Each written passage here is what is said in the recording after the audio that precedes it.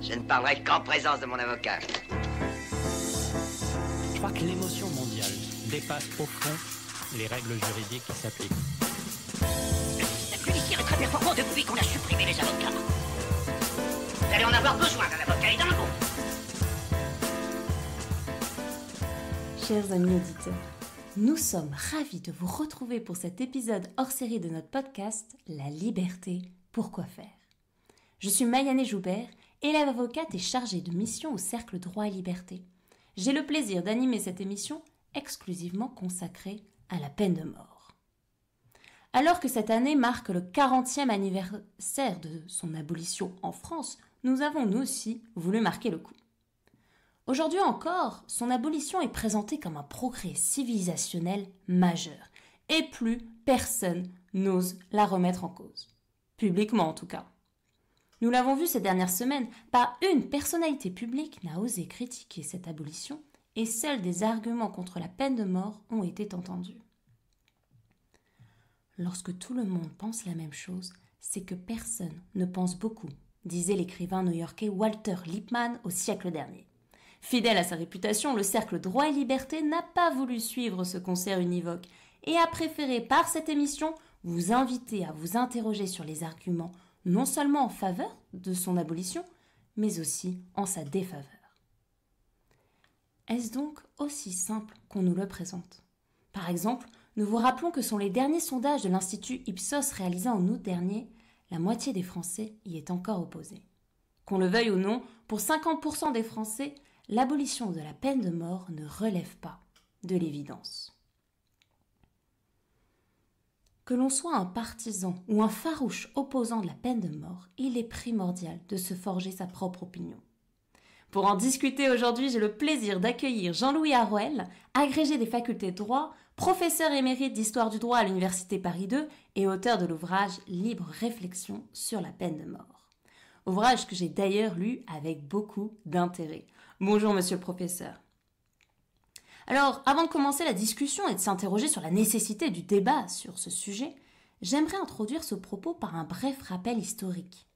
Quand et pourquoi la France y a mis un terme ? Quelles sont les considérations philosophiques qui ont conduit à son abolition ? Mais tout d'abord, depuis quand cette peine de mort est-elle présente ? De nombreuses civilisations, sous l'Antiquité ou au Moyen-Âge, ont eu recours à la peine de mort.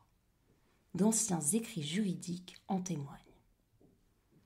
La peine de mort, chers auditeurs, est déjà présente 1750 ans avant notre ère chez les Babyloniens.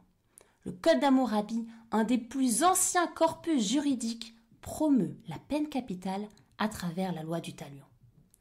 Il faut donc bien comprendre que l'histoire de la peine capitale, une des premières sanctions pénales, va se forger en même temps que la construction de l'État et l'affirmation d'un pouvoir central. Les pouvoirs publics vont se charger ensuite de l'application de la peine. Ultérieurement, les philosophes antiques comme Protagoras s'accordent sur son utilité pour d'une part protéger la société et d'autre part obtenir réparation des préjudices subis. Selon la pensée aristotélicienne, le délinquant reste responsable des actes qu'il commet, puisque le libre arbitre est le propre de l'homme. La justice doit punir en utilisant des sanctions proportionnelles aux préjudices subis. Pour ceux, en revanche, dont la réhabilitation est envisagée, le juge définit les indemnités pécuniaires et la peine de mort pour les autres. Alors, que se passe-t-il dans la Rome antique ? La peine de mort va s'appliquer différemment selon que l'individu soit citoyen, étranger ou esclave. Les Romains condamnent rarement leurs citoyens à la peine de mort et vont plutôt privilégier des peines de substitution, telles que les confiscations de biens, la torture ou l'emprisonnement. En revanche, qu'en est-il pour les étrangers et les esclaves ? Eh bien, ils sont juridiquement considérés comme des biens meubles. Ils sont donc condamnés à la peine capitale afin d'exclure définitivement de la société ces individus reconnus comme dangereux. Alors, quels ont été les échecs successifs pour l'abolition de la peine capitale ? Au Moyen Âge, comme l'explique très bien le professeur Harwell dans son ouvrage, la religion chrétienne, omniprésente, désapprouve l'utilisation de celle-ci, puisque personne d'autre que Dieu ne peut ôter la vie d'un individu. La justice des hommes privilégie quant à elle les rétributions pécuniaires à la peine capitale. La loi salique va condamner le criminel au paiement d'une certaine somme pour la famille de la victime. À cette époque, la peine de mort réprime uniquement les faits de violence perpétrés contre le roi, messager de Dieu sur terre. Plus tard, à la fin de l'Ancien Régime, nous sommes donc en 1789-1790, la France recense 115 individus condamnés à mort. Il s'agit notamment de personnes homosexuelles, de voleurs ou de criminels. Cette sanction sert principalement à intimider et dissuader le peuple français. La peine capitale se tient alors sur la place publique et va prendre différentes formes. Pendaison pour les voleurs, décapitation pour les nobles, la roue pour les brigands et les meurtriers, l'écartèlement et le bûcher pour les hérétiques. Vaste programme. À partir du XVIIIe siècle, le courant abolitionniste prend néanmoins de l'ampleur. Cesare Beccaria, dans son traité des délits et des peines de 1764, dénonce ainsi la pratique de la torture et le recours à la peine de mort, et déclare « Si je prouve que cette peine n'est ni utile ni nécessaire, j'aurai fait triompher l'humanité. » En France, à l'occasion de la réforme du Code pénal en 1791, la question de son abolition ressurgit dans les débats devant l'Assemblée constituante. Certains hommes politiques, comme Lepelletier de Saint-Fargeau, considèrent la peine capitale comme inefficace et prônent sa suppression, tandis que d'autres militent pour l'utilisation d'autres sanctions. Finalement, l'Assemblée constituante maintient l'application de la peine capitale, mais diminue son champ d'application. 32 cas contre 115 auparavant. C'est aussi à l'occasion de cette réforme du 6 octobre 1791 que sera institué le fameux article du Code pénal « Tout condamné à mort aura la tête tranchée », comme le disposait encore ce texte en 1981.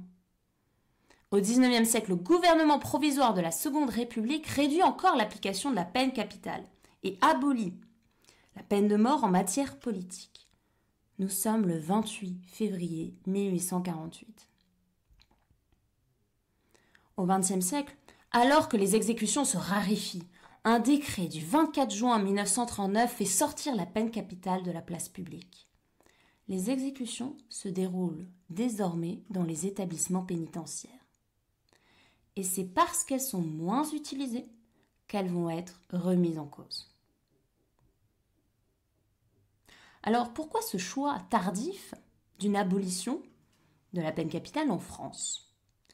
Eh bien, chers auditeurs, au début des années 1980, le débat revient sur le devant de la scène et intervient dans un climat passionné pendant lequel se succèdent nombre de procès médiatiques. Le septennat de Valéry Giscard d'Estaing s'achève et le ministre de l'Intérieur de l'époque, Christian Bonnet, fait monter la pression contre cette nouvelle génération de criminels qui n'hésitent plus à tuer. François Mitterrand, contre l'opinion publique, annonce qu'en cas de victoire à la présidentielle l'année suivante, il mettra fin à la peine capitale. En dépit de l'opinion publique qui était opposée à 66%, la loi abolissant la peine de mort du 9 octobre 1981 est votée et promulguée sous l'impulsion du garde des Sceaux, Robert Badinter.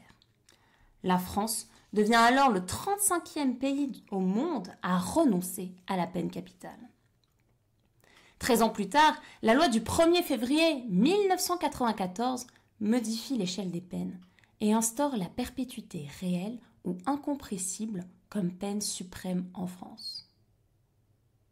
Rappelons que la dernière personne à avoir été guillotinée en France est Hamida Djandoubi en 1977, condamnée pour homicide volontaire et viol sur son ancienne compagne. La dernière condamnation à mort, en revanche, a lieu en 1980. Philippe Maurice est condamné à la guillotine pour l'assassinat de 2 gardiens de la paix. Et il sera finalement gracié par Mitterrand. Alors, depuis son abolition, qu'en est-il en France et ailleurs dans le monde ? Chers auditeurs, il faut bien se rappeler qu'au départ, quasiment aucun texte international ne prohibe la peine de mort. La Convention européenne des droits de l'homme de 1950 et le Pacte international relatif aux droits civils et politiques de 1966 se contentent uniquement de l'encadrer. Selon la CEDH, il est possible d'y recourir afin d'exécuter une sentence capitale prononcée par un tribunal au cas où le délit est puni de cette peine par la loi. La peine de mort est alors admise comme exception au droit de toute personne à la vie. Toutefois, un mouvement progressiste va pousser les États membres du Conseil de l'Europe à adopter des textes abolitionnistes. Afin d'empêcher le rétablissement de la peine capitale en France, de nombreuses tentatives sont menées pour ériger l'abolition de la peine de mort au sein de la hiérarchie des normes. C'est en ce sens que le 17 février 1986, la France ratifie le protocole numéro 6 additionnel à la Convention européenne de sauvegarde des droits de l'homme et des libertés fondamentales, texte qui vient interdire la peine de mort pour les crimes commis en période de paix. 16 ans plus tard, le protocole numéro 13 du 3 mai 2002 complète ce texte et prévoit son interdiction même en temps de guerre. Continuant sa politique des petits pas, la CEDH interdit le 7 juillet 1989 qu'un pays membre extrade une personne vers un État appliquant la peine de mort. La loi constitutionnelle du 23 février 2007, souhaitée par le président de la République Jacques Chirac, conduit à l'adoption de l'article 66-1 de la Constitution. Nul ne peut être condamné à la peine de mort. Nous le voyons bien, l'abolition s'ancre tant dans les textes nationaux qu'internationaux. Actuellement, 108 pays dans le monde ont définitivement aboli la peine de mort. 36 ne l'appliquent plus dans la pratique, sauf circonstances exceptionnelles, crimes de guerre, génocide.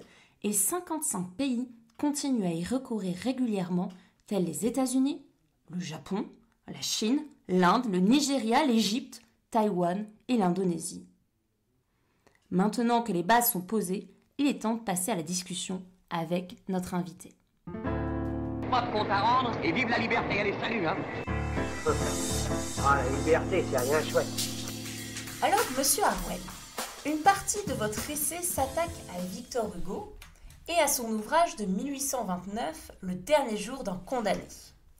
Selon vous, celui-ci est de la propagande abolitionniste dans laquelle Victor Hugo aurait délaissé la victime au profit de l'assassin. Pouvez-vous nous en dire plus ? Eh bien, écoutez, c'est tout à fait ça. J'ai une véritable passion pour Victor Hugo. J'ai baigné toute mon enfance et toute ma vie dans l'amour de la poésie de Victor Hugo. J'ai relu 100 fois Les Misérables. Enfin, donc j'ai pour Victor Hugo une immense admiration, une immense affection. Mais qu'est-ce que vous voulez, comme le disait Aristote, Platon est mon ami, mais la vérité est une plus grande amie encore. Et il faut bien reconnaître que dans ce livre, que j'ai lu adolescent, qu'on m'avait conseillé de lire, qui ne m'avait jamais emballé, mais que je n'étais pas à l'époque préparé à appréhender sur un mode critique, Victor Hugo se moque complètement de son lecteur, il le manipule d'une manière éhontée. Car Victor Hugo est un immense poète, mais c'est pas un penseur. C'est pas un penseur. Et là, il fait une... C'est vraiment... Victor Hugo, c'est ce que j'appelle la preuve par Hugo. La preuve de la malhonnêteté du discours abolitionniste. Hugo en apporte une illustration éclatante. Voilà, Hugo nous dit, voilà, il ne cache pas que c'est un plaidoyer pour la peine de mort. Il dit, voilà, j'utilise la forme innocente du roman pour faire en fait un brûlot contre la peine de mort. Mais il dit en même temps, j'apporte une démonstration implacable. Je démontre de manière absolument imparable l'inutilité de la peine de mort et son caractère illégitime. Et il dit pour cela, au lieu de raconter une histoire pleine de péripéties, où on parle du crime, du criminel, mais aussi de la victime, je présente un criminel quelconque, condamné à la peine de mort pour un crime quelconque sur une victime quelconque. Alors, la victime est quelconque, on ne sait même pas qui c'est. On ne sait même pas qui c'est. Le crime est quelconque, on ne sait pas en quoi il consiste. Sinon que c'est un crime que le code pénal de l'époque punit de la peine de mort. Mais alors, le criminel, lui, il n'est pas quelconque du tout. C'est un jeune homme charmant, intelligent, sensible, beau, distingué, cultivé, infiniment... il a une adorable petite fille qu'il aime tant. Et on en fait l'être le plus adorable du monde, le plus sympathique. Et là, Victor Hugo, il a défini un programme, il fait le contraire. Il utilise toute la sympathie du lecteur est dirigée vers le criminel de Victor Hugo. D'ailleurs, ce criminel, c'est Hugo. Il a le même âge, il a les mêmes souvenirs d'enfance. Lui aussi, il a joué au Jardin des Feuillantines quand il était enfant. Et sa petite fille, elle a exactement l'âge de Léopoldine, au mois près. Ce criminel, c'est Hugo à 28 ans. À 26 ans, je veux dire. C'est Hugo à 26 ans. Il est infiniment attachant. Il sait le latin comme Hugo, qui était un prodige en matière qui parlait latin à 6 ou 7 ans, comme les autres enfants parlent français. Non, c'est Hugo. Donc, Hugo manipule son lecteur et il applique sa démonstration n'est pas une démonstration. C'est une anti-démonstration. Il ne démontre rien du tout. Mais il crée de l'empathie, pour une seule personne, pour le criminel. Il y a un amour du criminel. Et d'ailleurs, Peggy, qui lui aussi adorait Hugo, l'a bien noté, Hugo aimait les assassins. Il aimait terriblement les assassins. Et ça se rattache au fond à un sentiment de préférence pour les assassins, d'amour des assassins, qu'on doit faire remonter, me semble-t-il, à la gnose. Et cet amour des assassins, il imprègne tout le romantisme. Tout le romantisme est imprégné de l'amour des assassins, et l'un des personnages les plus célèbres du romantisme, de l'époque romantique, c'est Lassner. Lassner, cet assassin qui se piquait de poésie, cet assassin bien élevé, cultivé, qui se piquait de poésie. Et ce romantisme, il faut savoir que le romantisme est imprégné de gnose. La gnose, je le dis en 2 mots, je rappelle en 2 mots, c'est une hérésie chrétienne. C'est une des 2 grandes hérésies chrétiennes, l'autre étant le millénarisme. Et la gnose manifeste une préférence pour les assassins. La gnose, dans sa détestation de la Bible, la gnose est un anti-biblisme, la gnose valorise tout ce que la Bible condamne. Et donc, par exemple, la gnose valorise Caïn. Caïn, l'assassin de son frère. La Bible valorise Abel, l'assassiné, et la gnose valorise Caïn. Et c'est pas par hasard que des grands romantiques, Gérard de Nerval, Baudelaire, le comte de Lille, les grands romantiques ont voulu réhabiliter Caïn. Et la gnose considère que finalement, l'assassin, la gnose récuse les conceptions classiques du bien et du mal tirées du décalogue, et la gnose valorise l'assassin. Et la gnose considère que celui qui est porteur d'une âme de lumière, il devient Dieu lui-même, il est mis au-dessus du bien et du mal, il peut commettre des crimes sans mettre en danger, je veux dire, son salut éternel, il est sauvé d'avance. Et donc, il y a même dans la gnose une présomption que le criminel a une âme de lumière. Donc il y a dans la gnose un amour préférentiel du criminel. Et ça ressurgit admirablement dans ce livre d'Hugo. Alors Hugo apporte un autre aspect important pour justifier sa préférence pour l'assassin et sa sympathie pour l'assassin, c'est que l'assassin n'est pas un coupable, c'est une victime. Il est la victime de la société. Et on retrouve la même idée dans la gnose. Lorsque le comte de Lille, dans son poème sur Caïn, réhabilite Caïn, il dit, ben voilà, au fond, c'est parce que tout ça, le monde est mal fait, c'est de la faute de Yahweh, c'est de la faute de Dieu. Dieu a fait un monde mal fait, du coup Caïn et Abel sont tous les 2 des victimes. Et ça correspond tout à fait à l'idéologie moderniste en matière pénale. On voudrait que la victime se réconcilie avec le criminel et qu'on admette que tous les 2 sont des victimes. Voilà, c'est tout à fait extraordinaire. Alors justement, donc vous évoquez cet amour pour les assassins, mais aujourd'hui, la personnalité de l'auteur des faits est une partie essentielle dans tous les procès pénaux, pendant lesquels les avocats s'efforcent de mettre en lumière justement le délinquant. Et du coup, rechercher la situation personnelle pour comprendre pourquoi, pourquoi il est passé à l'acte infractionnel, pour faire ressurgir en fait son humanité. Alors pourquoi ne pourrait-on pas ressentir de la compassion pour le condamné à mort et lui épargner une mort certaine? Alors moi, écoutez, je pense qu'il est légitime et même nécessaire d'éprouver de la compassion pour le condamné à mort, mais je pense que également, il est des cas où la justice exige qu'une condamnation à mort soit prononcée et exécutée. Et le fait d'éprouver de la compassion et le fait d'obéir à une loi et à des règles qui sont nécessaires à l'intérêt général ne sont pas incompatibles. Compassion et condamnation ne sont pas incompatibles. À la limite, on peut pleurer pour la personne qu'on condamne. Le juge qui a du cœur, c'est pas une affaire de juge, mais juste puisque ce sont les jurés qui prononcent. Mais disons, à une époque où le magistrat, c'était lui qui prenait la décision, je crois que certains magistrats pouvaient éprouver de la compassion pour un criminel et le condamner tout de même au nom de la justice. Ce ne sont pas deux choses incompatibles du tout. D'accord. Alors, j'ai une autre question pour vous, Monsieur Harouel. Le droit pénal assigne aujourd'hui 3 fonctions à la peine. Nous avons effectivement le rôle dissuasif, c'est-à-dire qu'on va décourager le passage à l'acte. On a un rôle expiatoire. Le délinquant doit souffrir en retour, puisqu'il a fait subir à la société un préjudice. Et nous avons aussi ce rôle d'amendement. Le délinquant a purgé sa peine et doit se réinsérer dans la société. Alors, on voit bien qu'avec la peine de mort, il n'y a absolument pas ce rôle d'amendement possible. Et sur ce dernier point, ne croyez-vous pas en la seconde chance ? L'individu ne peut-il pas prétendre à retrouver une place au sein de la société une fois sa peine purgée ? Vous avez entendu parler de Gilles de Rais.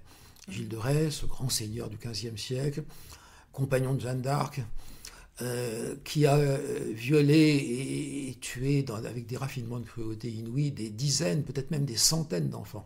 C'était un gnostique, un grand gnostique. Il représente dans la gnose l'image du grand seigneur méchant. Il a été découvert. Il y avait un grand procès. Il a été condamné à mort. Il s'est repenti. Il s'est profondément repenti. Il a appelé sur lui-même, il a consenti à son châtiment comme étant une chose juste, et il a prié tout le monde dans la salle, les juges, les assistants, les parents des enfants martyrisés. Il a prié tout le monde de prier pour le salut de son âme. Il a accepté son châtiment. Il est parti à l'échafaud. Et d'ailleurs, Robert Badinter l'évoque, mais il l'évoque d'une manière, à mon sens, il ne voit pas le vrai problème. Et parce qu'il dit, voilà, Patrick Henry, on criait contre lui, alors que les parents des enfants martyrisés par Gilles de Rais, eh bien, il priait pour son salut éternel. Mais il priait pour son salut éternel parce qu'il avait accepté la mort comme un juste châtiment. Bon, voilà. Donc voilà, imaginez que finalement on ait gracié Gilles de Rais. Qu'est-ce qui serait passé ? Il aurait récidivé. Alors, bon, c'est très bien, si vous voulez, la réinsertion, c'est très bien. Mais il y a des cas où la réinsertion, c'est obscène de parler de réinsertion. Et j'ajouterais que ce qui est absolument tragique à notre époque, c'est que parmi les 3 finalités de la peine que vous avez évoquées, on a l'impression que la seule qui compte vraiment, c'est la réinsertion. Dans la doctrine de Marc Ancel, qui inspire tout le droit pénal, toute la pratique pénitentiaire depuis 50 ans, on a vraiment l'impression que ne compte vraiment que la réinsertion, que le reste est assez secondaire. Alors parce que j'imagine vous évoquez en fait les réductions, enfin c'est cette volonté à chaque fois de réduire, d'aménager des peines. Et puis de considérer qu'au fond, tout à l'heure vous avez parlé de responsabilité, mais en réalité, on a le sentiment que sans le dire, on a quand même beaucoup fait disparaître l'idée de responsabilité. Et qu'on a de plus en plus développé, de manière non dite et quelquefois dite, l'idée d'une irresponsabilité. Parce que si le criminel n'a agi que sous l'effet de forces sociales extérieures, s'il a été manipulé de l'extérieur par un monde mal fait ou une société mal faite, au fond, il est innocent. Donc il n'y a pas de responsabilité. Il est irresponsable. Mais alors, est-ce que vous diriez toujours la même chose si, par exemple, s'il n'existait pas ces réductions, ces aménagements de peine, est-ce que finalement vous seriez toujours en faveur de la peine de mort ? Parce qu'on pourrait se dire qu'une longue peine infligée aux délinquants peut être beaucoup plus éprouvante finalement qu'une sentence qui serait rapide et sans appel. Par exemple, on avait le bon juge Magnot qui considérait, lui, qu'il fallait substituer à la peine de mort une peine plus effrayante pour le criminel que la peine de mort elle-même. Et Thierry Cazes affirmait que le châtiment le plus effrayant pour le criminel, ce n'était pas la mort, mais le cri de conscience. Qu'en dites-vous ? Alors, je dirais que toutes ces opinions sont intéressantes, mais je ne pense pas qu'on puisse trancher de manière définitive en faveur de l'une d'entre elles. Il est des gens pour qui la perspective d'une mort inexorable qu'on leur inflige est la pire des choses. Il est des gens pour qui la pire des choses, c'est la longueur du crime, c'est la longueur de la peine et le fait de jamais se savoir qu'on ne sortira jamais. Mais ce que je peux dire, c'est que il me semble qu'en l'absence de la peine de mort, actuellement, en France et dans les pays occidentaux, il me semble que dans ce contexte, il est vain d'espérer avoir une perpétuité réelle. Car au fond, derrière l'affaire de la peine de mort, il y a en réalité une immense idéologie antipénale. La peine de mort, me semble-t-il, n'est que le fer de lance, la partie la plus visible et la plus spectaculaire, disons l'abolitionnisme à l'égard de la peine de mort, n'est que la partie la plus spectaculaire, le fer de lance de cette idéologie antipénale. Et cette idéologie antipénale, elle est reliée étroitement à l'idée du criminel victime. Si le criminel, c'est la doctrine de Marc Ancel, si le criminel est une victime de la société ou d'un monde mal fait, la société n'a pas le droit de le punir en réalité, elle doit le soigner. Et donc c'est une idéologie antipénale. Et les arguments humanitaires qu'on a utilisés contre la peine de mort, on les utilise contre la perpétuité réelle maintenant. C'est toujours, si vous voulez, la même idéologie antipénale va d'abord abolir la peine de mort, ensuite abolir la perpétuité réelle. Ce qui fait qu'on a créé deux droits de l'homme assez immoraux. On a créé d'abord le droit de pouvoir tuer sans risquer d'être condamné à mort, sans risquer de perdre la vie en vertu d'une sentence pénale. Et ensuite, dans la foulée, on a créé un autre droit de l'homme, le droit de pouvoir tuer, sans risquer d'être condamné à une perpétuité non révisable. D'où votre mépris pour ces droits de l'homme. Non, je n'ai pas de mépris pour les droits de l'homme, si vous voulez. Ce n'est pas une affaire de mépris. Je constate que ce qu'on appelle la religion, ce que j'appelle et ce que d'autres appellent la religion des droits de l'homme, n'a rien à voir avec les droits de l'homme qui ont été fondés voici 2 siècles, et qui étaient les libertés publiques des personnes contre les abus potentiels du gouvernement, du pouvoir. Cette religion, elle est fondée sur l'idée de non-discrimination, et on la retrouve là dans l'abolition de la peine de mort. Parce que si on condamne à mort quelqu'un, un grand criminel, dont on peut montrer qu'il a été soumis à des situations psychologiques ou sociales éprouvantes, eh bien, c'est une discrimination. Oui. C'est la religion des droits de l'homme qui n'a rien à voir avec les vieux droits de l'homme. Au fond, il y a les anciens droits de l'homme, les vieux droits de l'homme pour lesquels je suis tout à fait, qui me paraissent tout à fait importants pour une civilisation, pour la civilisation et pour la valeur, pour laquelle, pour le bien vivre dans notre société, dans nos sociétés. Et puis, il y a, à côté de cela, cette religion des droits de l'homme fondée sur l'obsession de la non-discrimination, sur l'obsession de l'ouverture à l'autre, toujours sur la survalorisation des droits de l'autre par rapport aux droits de la majorité. Et c'est cette religion-là, cette religion civile qui a pris la suite du communisme, qui est une religion politique, je dis civile, elle est plutôt politique et séculière, c'est une religion, c'est ce que Raymond Aron appelait une religion séculière, et c'est cette religion qui, d'un côté, provoque l'abolition de la peine de mort, et de l'autre côté provoque la sacralisation de l'avortement.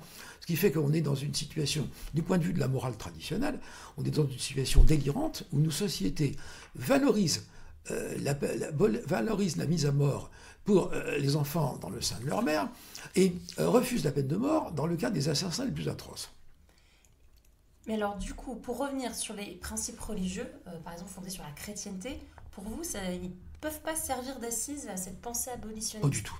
Absolument pas. Absolument pas. Écoutez, prenons la Bible.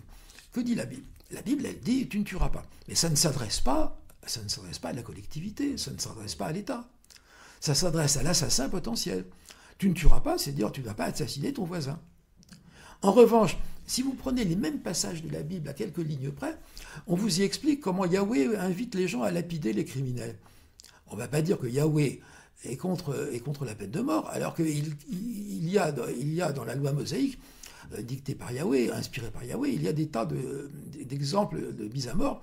Et Yahweh dit même que dans certains cas, il faut bien viser à la tête avec la pierre. Je ne vois pas là-dedans où il refuse la peine de mort.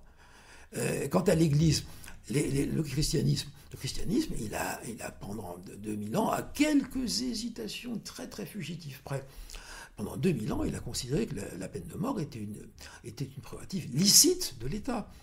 Du coup, on distingue en fait ce qui se passe au niveau de la justice des hommes et la justice avec Dieu, c'est ça? Le tu ne tueras pas, Ecclesia abhorret à sanguine, l'Église horreur du sang.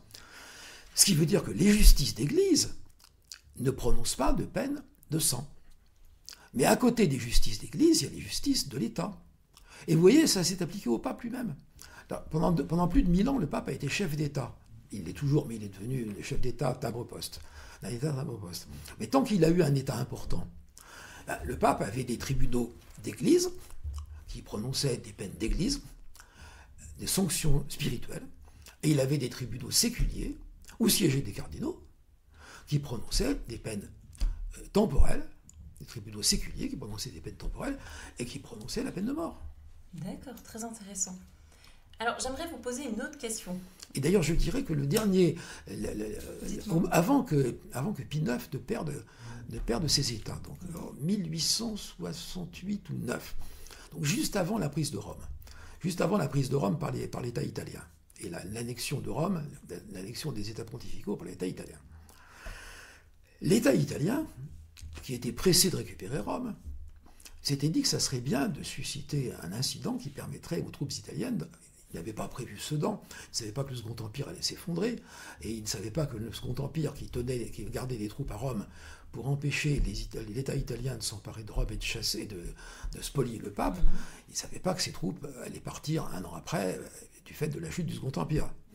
Donc l'État italien se disait, ce serait peut-être bien de susciter un incident qui permettrait aux troupes italiennes de rentrer dans Rome et d'y prendre le pouvoir, en reléguant le pape dans son palais du Latran. Donc l'État italien avait organisé un attentat. Il y avait 2 ou 3 personnes, 2 ou 3 ingénieurs, qui devaient placer des bombes dans la caserne où étaient casernés les zouaves pontificaux, c'est-à-dire les soldats français qui étaient mis au service du pape. Donc, ça aurait pu faire 1000 morts. Ils ont fait exploser la caserne. Alors, il s'est trouvé qu'accidentellement, par le hasard des circonstances, les soldats français n'étaient pas là. Les 700 ou 800 zouaves pontificaux n'étaient pas là. Ils étaient en manœuvre. Et ça a tué quand même 30 personnes, parce qu'il y avait là-dedans quelques Italiens, notamment la musique du régiment. Les auteurs ont été découverts, et la justice du pape, le tribunal pontifical, les a condamnés à mort. Et l'un d'eux a été pris d'un immense repentir. Il a fait un retour sur lui-même, il a sollicité la grâce du Saint-Père, et le Saint-Père a refusé la grâce. D'accord.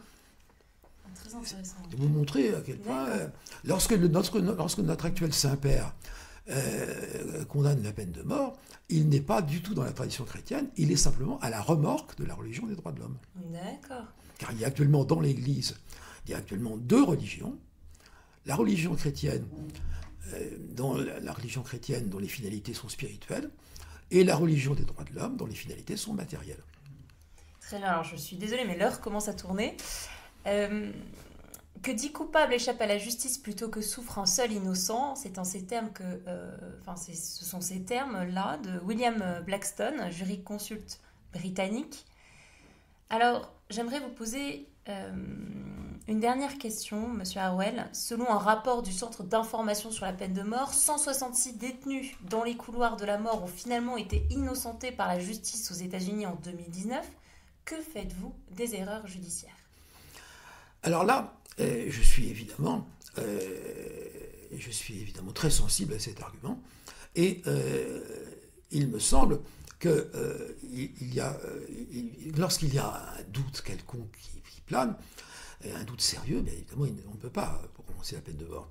Mais il y a assez de cas il y a assez de cas où il n'y a aucune espèce de doute. Prenez par exemple ces assassins d'enfants, Dutroux par exemple, des gens pour lesquels il y a les témoignages, pour lesquels il y a l'aveu, pour lesquels il y a tout, pour lesquels il n'y a aucune espèce d'ambiguïté. Évidemment, alors, j'ajouterais aussi qu'aux États-Unis, là, vous vous en souvenez, n'est-ce pas, parmi les condamnés que vous évoquez, il doit y avoir des gens qui ont été condamnés depuis longtemps et qui avaient dû être condamnés à mort dans le cadre de lois moins rigoureuses. Vous vous souvenez qu'aux États-Unis, il y a eu un moratoire de la Cour suprême. La Cour suprême, à un moment donné, décidé un moratoire sur la peine de mort. Parce qu'elle a décidé elle a constaté, elle a estimé que les législations des États particuliers, des États fédérés, les législations apportaient inégalement des garanties dans le cadre de la procédure pénale. Et elle considérait que certaines condamnations à mort étaient prononcées un peu légèrement. Donc, elle a créé ce moratoire, elle a décidé ce moratoire. Ensuite, les États ont revu leur législation. Ils ont accordé énormément de garanties supplémentaires. Et ensuite, la Cour suprême a décidé d'interrompre son moratoire en disant que maintenant les garanties étaient apportées. Alors, c'est vrai que pendant longtemps, jusqu'à assez récemment, aux États-Unis, on l'a prononcé un peu facilement, avec des garanties procédurales qui n'étaient pas toujours au niveau de ce qu'on pouvait espérer. Mais je crois qu'actuellement, dans le cadre actuellement des prononcés de peine de mort aux États-Unis, je ne crois pas qu'il soit... je crois que les garanties existent. En tout cas, en France, parmi les condamnés à mort exécutés de la décennie 1970, il n'était pas question de possible erreur judiciaire. Et il y avait peu de condamnés à mort. D'ailleurs, c'était un des arguments. On disait, oui, que c'est cette peine de mort ridicule. Après tout, on guillotine personne, ou presque personne. Quelques personnes en 10 ans. Eh bien, justement, c'était une peine de mort très apaisée, très civilisée, qu'on prononçait avec regret. Robert Badinter l'écrit lui-même, ses avocats généraux, consciencieux, la demandaient en dernier recours. Eh bien, je dirais que plutôt que de la supprimer, on aurait dû la donner comme modèle aux États qui la prononcent, la peine de mort trop facilement.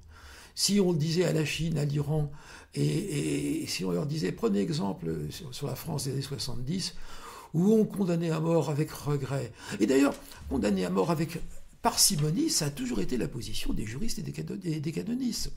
Les juristes et les canonistes au Moyen-Âge disaient que c'était vraiment une peine exceptionnelle. Et la prononcer à tout va, c'est de la barbarie. La prononcer à tout va, comme on fait en Chine, et en Iran, où on sert de la peine de mort pour éliminer les opposants politiques, c'était évidemment ignoble, c'est de la barbarie. Mais une peine de mort civilisée, comme celle qu'on avait en France dans les années 70, me paraît tout à fait je dirais, la présence de la peine de mort dans le Code donnait confiance aux citoyens à la justice de son pays. Très bien. Est-ce que vous avez quelque chose à rajouter ou... Non, je vous remercie. Eh bien, écoutez, je vous remercie infiniment, Monsieur Harouel, pour nous avoir apporté toutes ces précisions, à la fois historiques, philosophiques. Je pourrais ajouter aussi que même Victor Hugo qui était contre la peine de mort, dans ses poèmes épiques où il ne se contrôle pas, eh bien là, il est pour la peine de mort. D'accord, eh bien, merci infiniment. Chers amis juristes et auditeurs, nous arrivons à la conclusion de ce podcast hors série consacré à l'abolition de la peine de mort. N'hésitez pas à le diffuser autour de vous et à nous faire vos commentaires. Nous reviendrons pour un nouveau podcast pour janvier 2022. À bientôt.